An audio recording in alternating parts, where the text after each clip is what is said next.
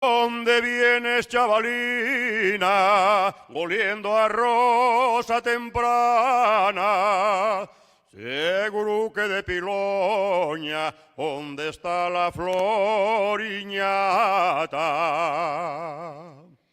Te equivocaste, chaval, de los pies a la cabeza. No me cambies de concello, porque yo era parraguesa. Nel concello onde ñací y onde ñacieron mios padres. Allí tengo les raíces y a mí no me lleva el aire. No te enfades, rapacina, ni lo tomes tanto a mal. Ye que siendo de Piloña, ye como si fueses más.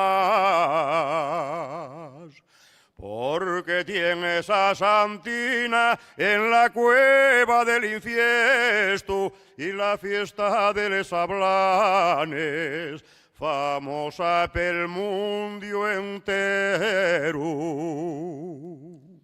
Si pa' ti es mejor Piloña, puedes quedarte pa' allá.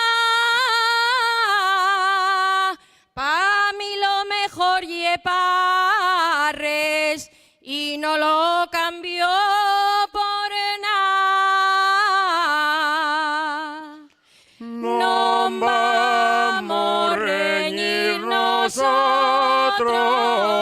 cuando no riñeles agües, que junten nuestros concellos y van juntes pa' los mares.